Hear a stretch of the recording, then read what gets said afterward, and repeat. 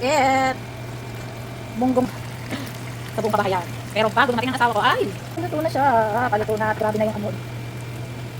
Ganito ang ginagawa pagkatapos magluto ng tuyo. Hindi. 4 na pirasong tuyo yung nauubos na lady pagka halos isang ganito.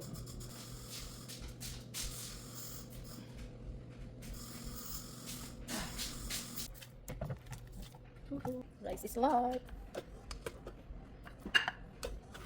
Okay. It's tasty.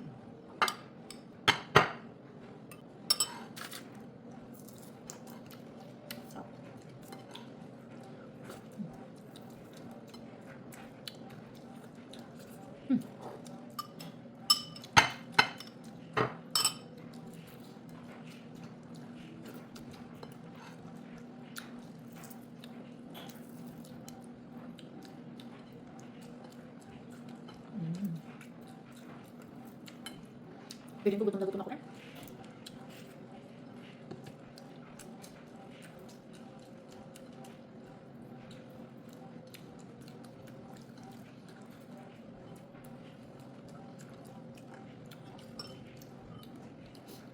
Sabi ng asawa ko, may naaamoy ko siya pero hindi niya alam kung ano.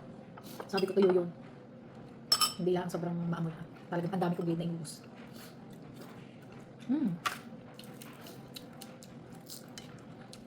Ang lutong ng ulo.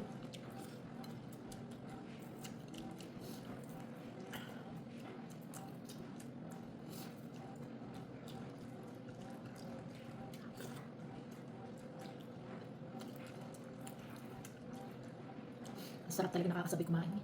Miss na miss ko na ang mga sariwang isda sa Nasugbo. At saka ang sikad. Ako. Mga pagkain sariwa, galunggong. May isda din dito na tignan ko na. Siguro ibang lasa eh.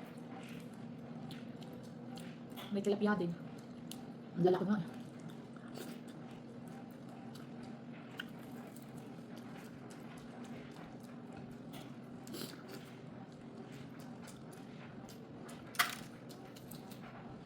Hindi ako marunong kumain ng ulo ng isda. Pero, ibang ulo marunong.